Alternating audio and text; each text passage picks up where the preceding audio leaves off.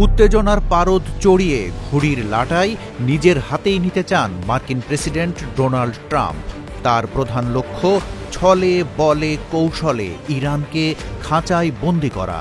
বাঘবন্দি খেলায় ট্রাম্প জয়ী হতে মরিয়া।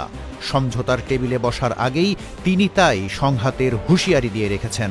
বলেছেন, আলোচনা না মানলে তালগাছটাও আর ইরানের থাকবে না। তেহরানের সবকিছুই তিনি লণ্ডভণ্ড করে দেবেন।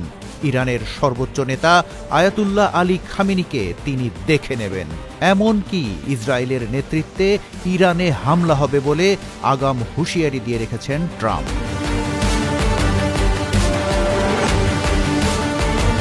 ট্রাম্পের এমন হুমকিতে ইরান কি গুটিসুটি মেরে গর্তে ঢুকে গেছে?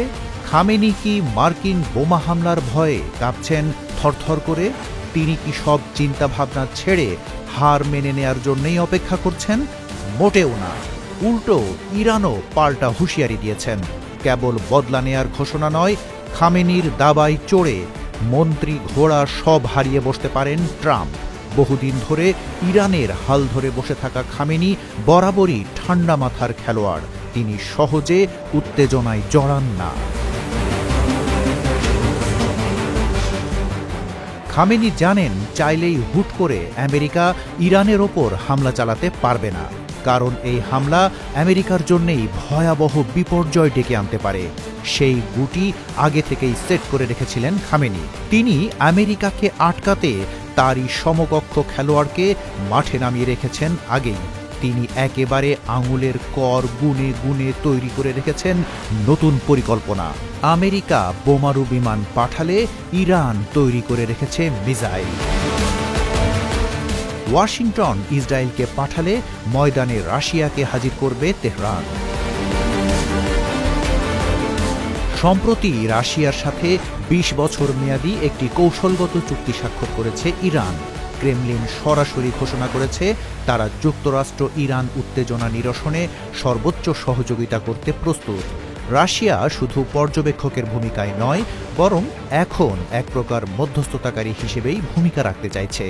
দেশটির উপপররাষ্ট্রমন্ত্রী সের্গেই রিয়াকভ বলেন, ট্রাম্প প্রশাসনের যুদ্ধকামী মনোভাব পরিস্থিতিকে আরও জটিল করে তুলছে, যা গোটা অঞ্চলের জন্য বিপর্যয় ডেকে আনতে পারে। ২০২৫ সালের জানুয়ারিতে রুশ প্রেসিডেন্ট ভ্লাদিমির পুতিন এবং ইরানি প্রেসিডেন্ট মাহমুদ পেজেশকিয়ান এই কৌশলগত চুক্তিতে স্বাক্ষর করেন। এর আওতায় সামরিক, প্রযুক্তি, নিরাপত্তা ও বাণিজ্যিক খাতে উভয় দেশ একে অপরকে সহায়তা করবে। এমনকি বহিঃশত্রুর মোকাবেলায়ও ইরানের ঢাল হয়ে দাঁড়াবে রাশিয়া। যৌথ সামরিক মহড়া এবং পারস্পরিক নিরাপত্তা সহায়তা এই চুক্তির গুরুত্বপূর্ণ দিক। তাছাড়া তেহরানের সাথে গোয়েন্দা তথ্য বিনিময় করবে মস্কো। সে কারণেই চাইলেই ইরানের দিকে সরাসরি হাত বাড়াতে পারবে না আমেরিকা। মস্কোর সাথে মুখোমুখি হওয়ার শঙ্কা থেকেই তাদের ইরানকে সমীহ করতে হবে। এর বাইরেও ইরানের আরেক হাতিয়ার তুরস্ক। সম্প্রতি তুরস্কের সাথে সম্পর্ক বাড়াতে মনোযোগী ইরান। সিরিয়ার কুর্দি বিরোধী লড়াই দুই দেশকে আরও ঘনিষ্ঠ করে তুলছে। তুরস্ক ন্যাটো সদস্য হওয়ায় তার মিত্রদের দিকে হাত বাড়ানো আমেরিকার জন্য সহজ হবে না। এমনকি চীনও আছে ইরানের পক্ষে। মধ্যপ্রাচ্যে মার্কিন আধিপত্য বলয় ভাঙতে তেহরান বেইজিং বহুদিন ধরেই কাজ করছে, যে কারণে বহু অর্থনৈতিক নিষেধাজ্ঞায়ও ইরানকে উপড়ে ফেলতে পারেনি ওয়াশিংটন। তাই প্রশ্ন উঠছে, ট্রাম্প যত গর্জাচ্ছেন তত বর্ষাতে পারবেন কি, নাকি এসব কেবলই তর্জন গর্জনই সার?